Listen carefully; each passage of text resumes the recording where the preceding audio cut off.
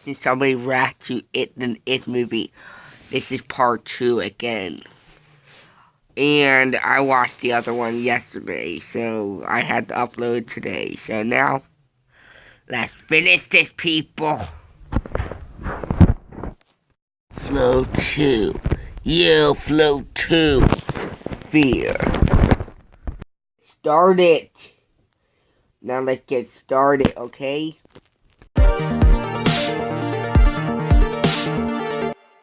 Welcome back to The Kill Count, where we tally up the victims in all our favorite horror movies. I'm James A. Janice, and today we're continuing our coverage of the 2017 adaptation of Stephen King's It, directed by Andy Muschietti. I covered the first half of the movie in part 1 to this kill count, which you can watch here if you haven't seen it yet. Otherwise, let's get back to those kills.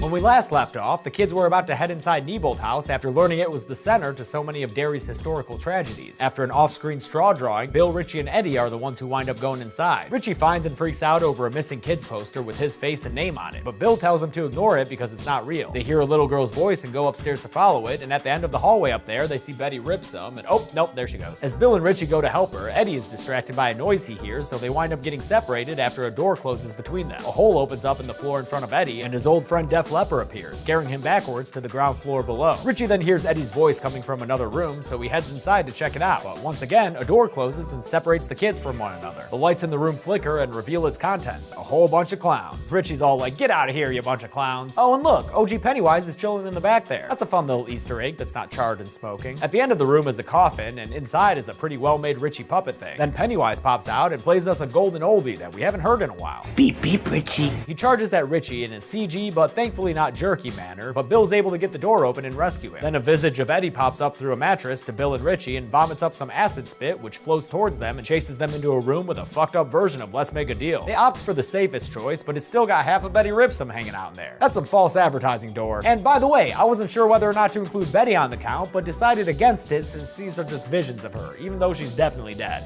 I don't know, man. Things are even worse for Eddie downstairs, whose arm is broken as fuck. Some Pennywise leftovers come out of the fridge, and hey, anyone know how long that clown's been in there? Is it still good, or can we toss it? Pennywise makes a big show as he approaches Eddie, and not only is that fun for Bill Skarsgård, but it also serves a point to the plot. You see, the bigger the fear, the more flavor inside.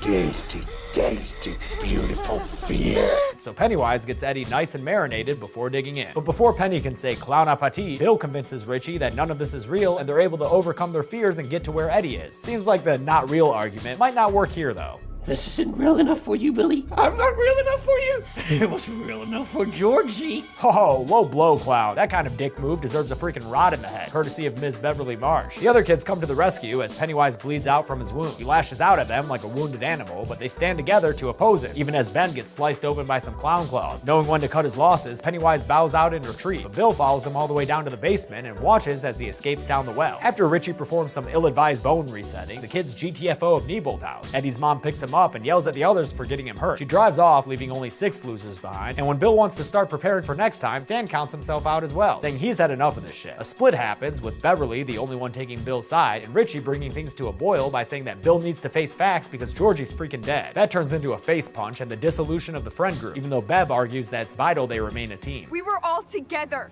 when we heard it. That's why we're still alive. Richie doesn't buy it and leaves in a huff, and even Ben would prefer to skip all the heroism and live to get out of Derry. Finally, Mike says he's just an outsider and should stay that way, and the losers officially disband. A montage shows the passage of time, as all good montages do, with the kids growing up in their own individual ways. Then it's August, and we're back again with the Bowers gang. When Henry wants to shoot a cat that looks way too much like Lucy for me, his dad finds him and thankfully stops it, then shoots the ground in front of him to show the audience exactly how to raise a little psychopath of their own. Later, when Henry is stewing, a balloon appears on his mailbox, and inside is the knife he lost back when he was practicing his penmanship on Ben's stomach. He takes the knife inside, where Butch Bowers is passed out in his dad chair. The TV provides Henry some instructions on what to do next. Make it a wonderful day.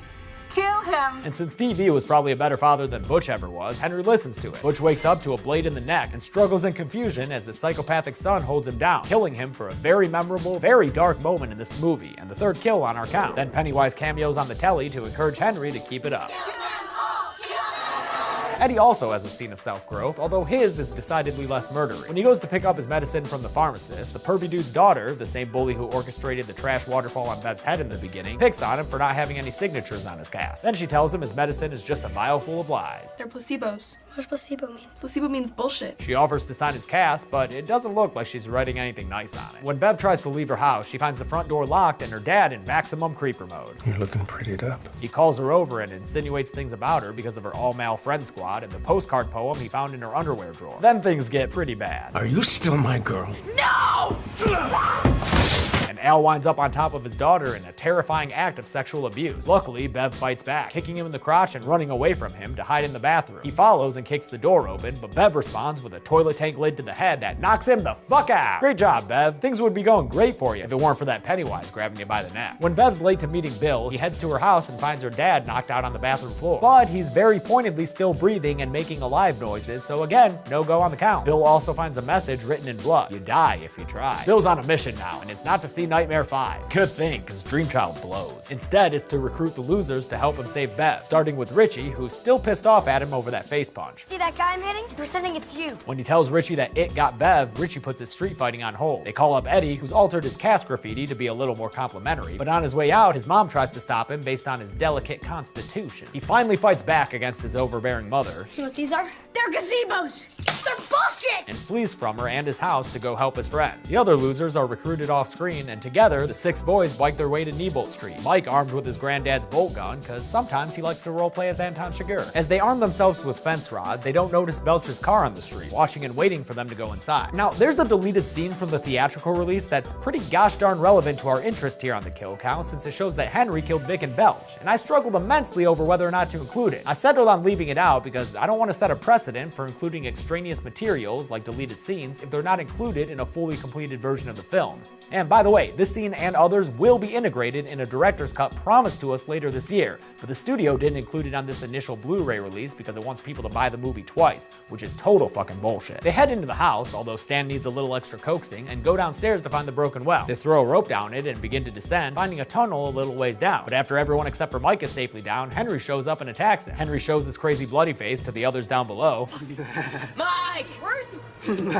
Then turns around to finish the job. He pins Mike down and puts the bolt gun to his head. But Mike ain't no sheep Bauer, so at the last minute, he fights back and avoids the bolt. Close one. Granddad would be proud. Mike hits Henry with a rock to get him off, then frickin' Goldberg spears him into the well. Henry falls down past the others, and here's another complication, because the movie leaves newcomers thinking Henry is dead. But I think he'll be back, because it would be a drastic change from the source material to not have him in part 2. So another missed count opportunity. Sorry. Bev wakes up in a big old trash room full of a bunch of dead kids floating in the air. It finally gives meaning to the whole you'll float too thing, although I'll note that this is a movie invention and doesn't come from the book. Then Bev gets treated to a show. It's everyone's favorite meme, Pennywise the dancing clown. Pennywise is a clown?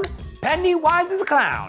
Look at him dance like a look at him go, like a look at him dance like a clown. He jumps out to greet his audience, but finds the reception lacking. I'm not afraid of you. Oof, that fruit ain't ripe yet, Penny. Better put it in storage with your deadlights until it's nice and tasty with fear. Deadlights, they're like the crisper drawer in your fridge. Stan somehow gets separated from the others when he thinks he hears Bev, and as he stumbles around by himself, he's greeted with spooky CGI face running at the camera. When the others come and find him, they see the painting lady chowing down on little Ursus Minor, but at the sight of them together, painting lady backs away from them and disappears down a pipe, popping back out just to be like, hey, you guys know this is actually Pennywise, right? Yeah, they know, clown. The other kids get Stan up and running, although he's understandably in hysterics and not too pleased with having been left alone. While they tend to him, Bill sees Georgie running around the sewer and follows him through the tunnels to the big old trash heap room, where he finds Beverly floating in the air, her eyes glazed over. Instead of helping her down right away, though, he continues his Georgie hunt, so it's up to the other kids to help her down when they come into the big sewer chamber, after checking out all those helium-filled dead kids, of course. And no, the floating dead kid crew isn't going on the count either, because there's just too many of them to count and they keep floating around. It's hard to get a number on them.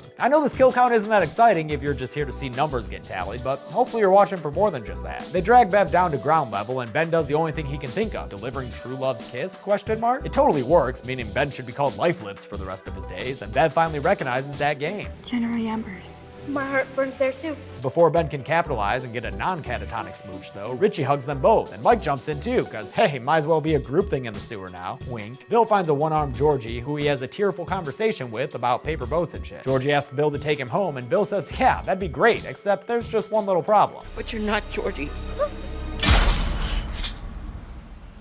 Dude, for a second there, I thought maybe it was Georgie, somehow having survived in the sewer this whole time, and that it'd be a real fucked up twist with Bill actually killing him. But no, that little kid is a clown in disguise, obviously. Pennywise sits up, and I hope you all ready to rumble, because the main event is about to get started. Bill puts the bolt gun at Pennywise's head, and even though Mike yells to him that it's not loaded, Bill pulls the trigger, and it apparently hurts Pennywise, because the power of imagination, yo. The fight breaks out entirely now, as Pennywise fights all the kids at once, throwing them around the sewer and definitely having the upper hand. He eventually gets Bill in a hold and makes an offer to the others. Leave him alone to nom down on Bill, and they can all live long, happy lives, never having to look over their shoulder to see if a clown is running at them in jerky CG. Bill co-signs the agreement out of guilt for leading everyone down there, and it looks like Richie might too, since he gives a speech about how this is all Bill's fault and lists all the shit he's had to do because of it. And now, I'm gonna have to kill this fucking clown. Yeah, that's right, these losers stand together. The fight continues with a lot more showmanship this time around. As all the kids attack Pennywise, he transforms into the various things that terrify them, along with a cameo appearance by some spider crab claws in a reference to the miniseries, and a mummy with bandages attacking Ben in a reference to the book. He saves the real terror for last, Bev's rapey fucking father, but that only encourages her to put a rod through his mouth. Eat it, clown! That's pretty much it for Mr. P. Wise, who crawls away from them in defeat until his back's against another drain pipe. Bill recognizes that the clown is scared because now he's gonna starve, and Pennywise backflips into the pipe. Before he drops out of sight entirely, his head begins to disintegrate and he offers one final parting word.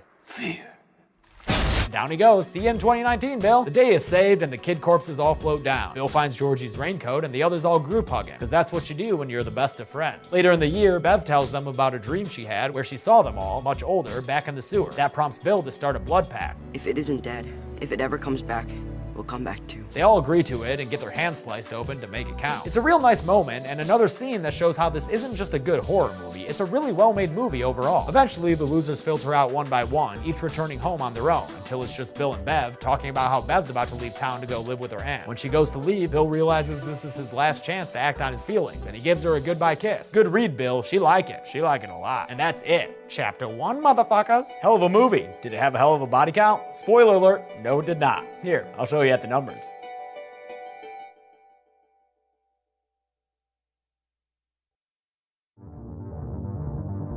By my count, only 3 people died in It 2017, a new kill count low. All 3 victims were male, so maybe I should have found a way to work Betty Ripsom in to add a little variety here.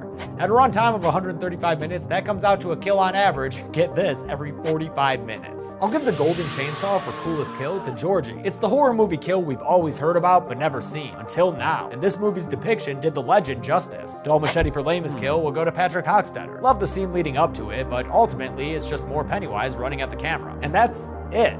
It was released in 2017 and quickly garnered the highest opening weekend box office for a horror movie ever. It was hugely popular, then faced some backlash as can be expected, but I still think it's an amazing film that's funny as hell.